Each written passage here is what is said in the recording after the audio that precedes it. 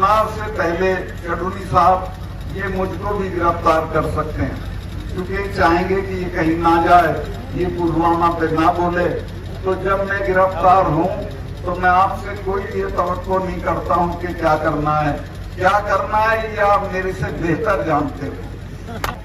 मेरे स्टाफ के लोग जो साधारण लोग हैं, 6-6 दिन से सीबीआई उनका इंटरोगेशन कर रही है। जिनके खिलाफ मैंने इल्जाम लगाए थे उनका किसी का इंटरोगेशन नहीं हो रहा। मेरी सारी सिक्योरिटी विड्रॉ कर ली है।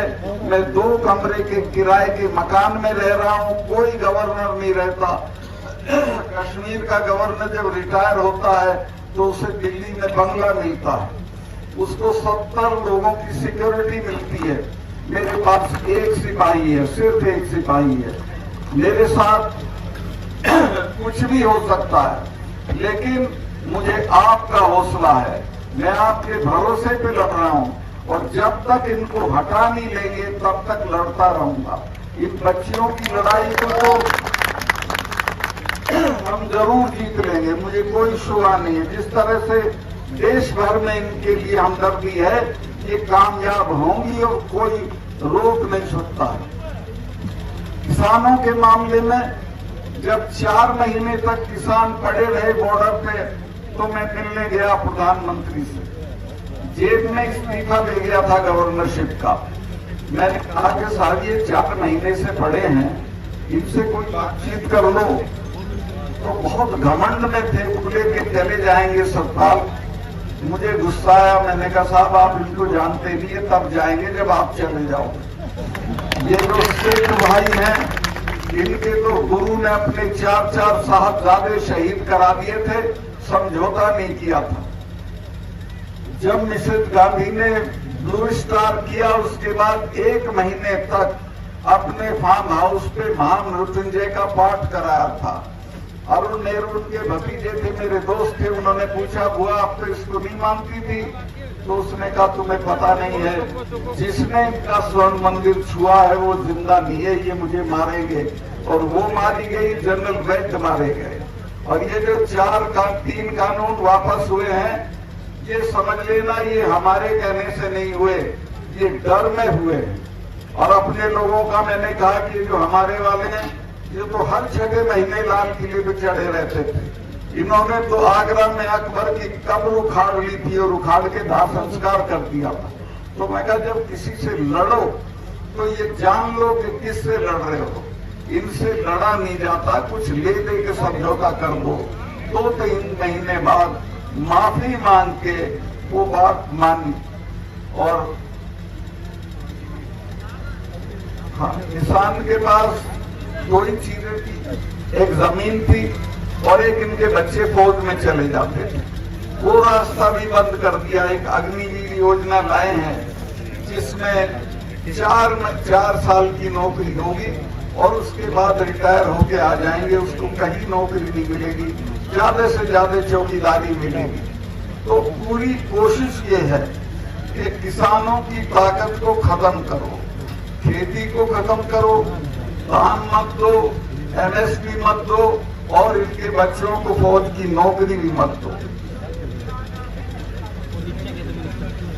मैं बहुत लंबा नहीं करना चाहता हूं। मैं कश्मीर में था जब धारा 370 हटी थी। महबूबा ये कहती थी कि जिस दिन ये धारा 370 हटेगी खून की नदियां बह जाएंगी। दिल्ली वाले भी डरे हुए थे, वो भी कहते थे 70 कैसे होगा। मैं आप छोड़ो, मेरे पे मैं आप इसको हटाओ। और वो मेरी दस्तखत से हटनी थी। मैंने चिट्ठी भेजी, मेरे चीफ सेक्रेटरी ने कहा कि मलिक साहब यहाँ तो बहुत खून कच्चर होगा, 1000 आदमी मारना पड़ेगा, यहाँ के लोग तो हथियार छीन लेंगे, थानों में घुस जाएंगे। मैंने कहा कि तुम चुप रहो, चिड़िया भी नहीं बोले। मैंने 4 एक्स चीफ मिनिस्टर गिरफ्तार किए, कुत्ता भी नहीं भौंका, कोई उनके उसमें नहीं आया हाथ में, क्योंकि मैंने 4 महीने तक ये किया था कि सबको अपना टेलीफोन नंबर दे रखा था। 2:30 बजे भी फोन आता था, मैं सुनता था। राजभवन मैंने खोल रखा था, जो जब आना चाहे आए, मैं मिलूंगा। और नतीजा ये हो गया था। और लोगों को मैंने समझाया कि ये 250 टेररिस्ट हैं, इनको लेके तुम दुनिया की दूसरे नंबर की फौज से लड़ के क्या हासिल कर लोगे? सिवाय ये मारे जाएंगे चिड़िया की तरह और कुछ नहीं होगा। बातचीत से सब कुछ हो सकता है। और मैं कहीं नेताओं के बच्चे तो लंदन में पढ़ रहे हैं, तुम्हारे मरते तुम क्यों बेवकूफी करते हो? वो बात उनकी समझ में आ गई थी। और जब ये पकड़े गए तो किसी ने कुछ नहीं किया।